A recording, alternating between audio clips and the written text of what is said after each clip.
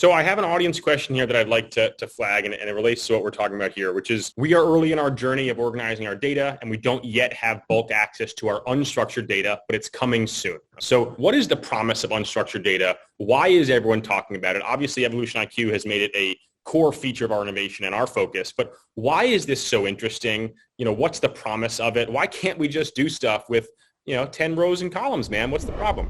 The first is there's good news. Like you can do a lot with the structured data. So don't just wait until you have the unstructured data because it's kind of this end all be all. It might represent kind of a step lift function and kind of like your ultimate outcome, but there's a ton that you can do with the structured data. And I don't think it's until you've done something with the structured data that you would even be in a great position to know what you should be doing with the unstructured data.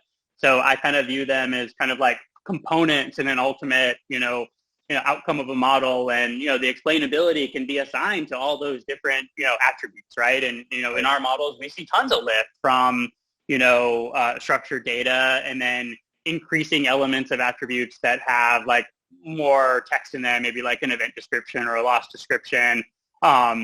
But yeah, there's a ton of promise and there's a ton of innovation really happened. This question about if we looked 5 years ago and we kind of looked into the future 5 years ago, maybe we could have predicted that there's been a ton of innovation around like what can be done with like, NLP and deep learning and really all this like innovation around unstructured data, which is a lot of it's text. And luckily like our industry has a ton of text data. The notes on a claim can really add up. I mean, we see claims with hundreds of notes. That's a lot of unstructured data. And a lot of it is like emails that are kind of flowing to and from different parties. And there's a lot of detail in there. So, if you can tap into that data, combine it with what you know about the structured data, then I think you can really start to target models around some of these 5-minute savings kind of workflows that you can offer to your examiner. And once you have enough of those 5-minute savings, you're starting to save lots of time and you're starting to really benefit the process.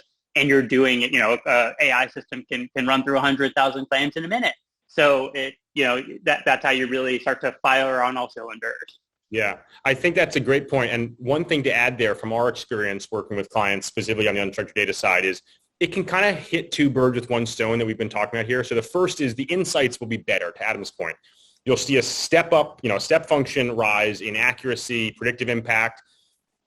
And mostly in our experience, that's because once a claim is in flight, most of the nuance in that claim is really held in the unstructured data. When a claim starts out, a lot of it's in the structured data. But 4, 6, 8 months into a liability claim, you've learned a tremendous amount of new information, most of which is not captured in structured data. So the ongoing, to Adam's original point, the ongoing updates, the ongoing kind of analysis of that claim really does depend, in mid and late stages on the unstructured data.